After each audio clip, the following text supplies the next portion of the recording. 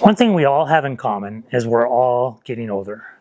Whether we're 20 years old or we're 80 years old, we're all getting a year older every year. But it turns out it's not as straightforward as that. In fact, there was a recent study funded by the NIH out of Stanford by Dr. Michael Snyder, who led this study. He's a professor of genetics there. And they found that we age in spurts, not gradually over time, but at specific times in our lives. What they found is about your early 40s and at around 60 are when there's a rapid change in the makeup of your body, within the blood, within the cells of the body. There are changes that occur that affect your health, affect your immunity system, they affect your ability to metabolize fat, get heavier, and they affect your ability to deal with alcohol and caffeine.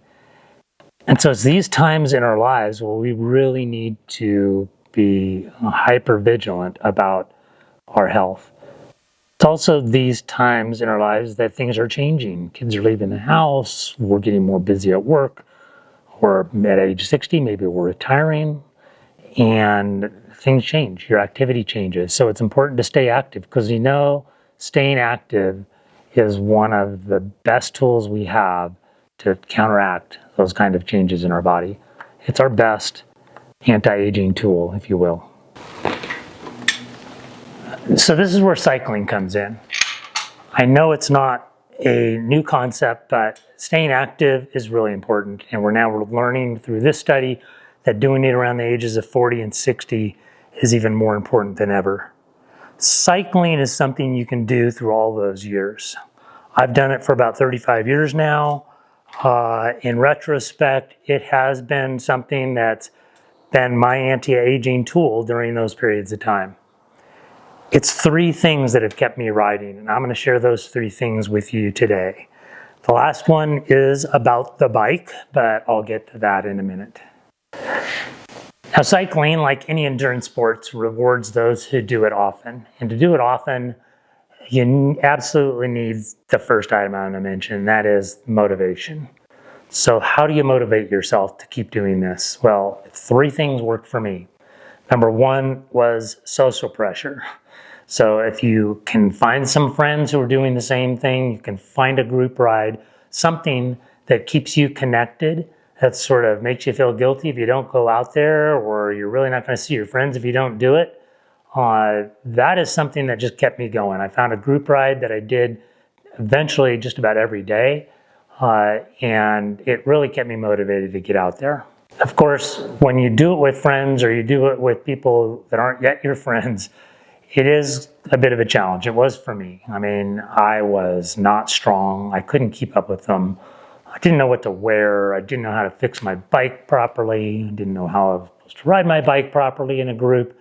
And you catch a lot of flack for that. And so you really need to put yourself in the position to listen and learn from your friends, from your competitors, from those who are criticizing you, and just be ready to be on the learning side of the conversation. If you can do that, you're golden. A couple other parts of the motivation that work for me is challenging yourself. So I like to sign up for rides or other events that are just going to kind of push my limits a bit. And when I do that, even when I'm riding with a group, if I push my limits a little bit, I will get the reward from having completed it. And that reward goes a long way.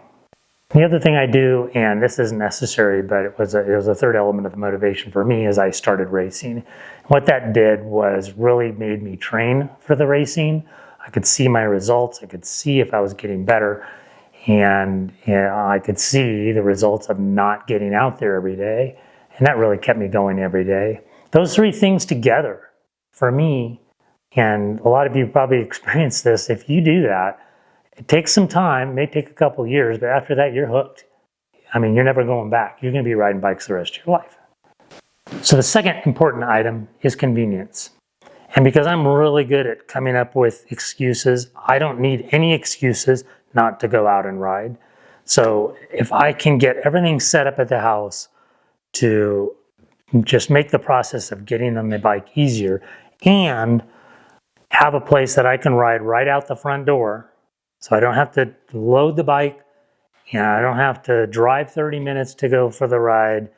I know I'll be much better at doing it every day. So I need my helmet at the ready, I need my bike at the ready, I need a place to ride right out the front door, right out the driveway.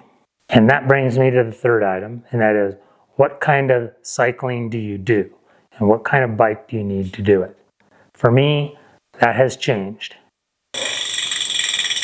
You see, I used to ride road bikes, and that's because I lived in a suburb of San Francisco, and everything that was available to me outside my front door was roads. Had some nice back roads and hills that we could climb, but it was roads, and I loved it. I loved the people that I rode with. In fact, I thought I'd never leave that area because when I would retire, I would want to keep riding with my friends and ride those roads. But for various reasons, I moved, and I moved to the mountains.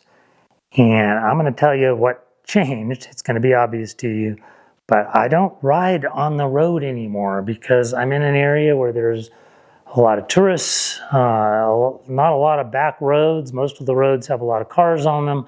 So I literally have taken this bike, I love it, and I've hung it up.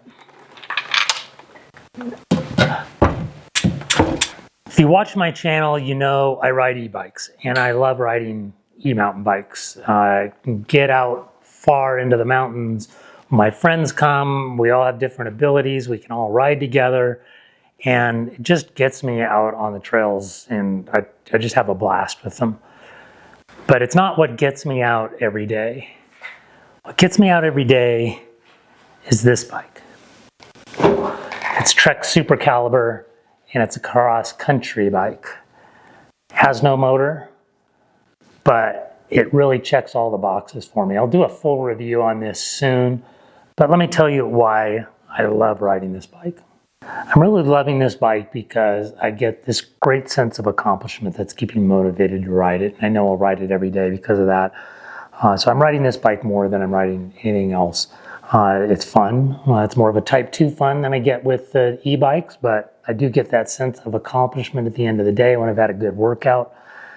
And I'm even thinking of challenging myself with signing up for some rides and maybe doing some longer races with it. And of course, I can ride it right out the door and right out of the neighborhood, straight onto gravel roads, through meadows, up some nice climbs, hit some nice single track, maybe not in a crazy way I do with the e-bikes, but plenty of fun, and just enjoy the outdoors that where I live now has to offer. So for you, it's going to be different. It's going to be one that keeps you motivated, one that it's convenient, you can ride out the door, and most of all, just something that will keep you fit and push you through those kind of periods of your life that we age quickly. Use cycling as your anti-aging tool. Have fun doing it. Learn as much as you can. That's why I put these videos together, so subscribe if you're enjoying them.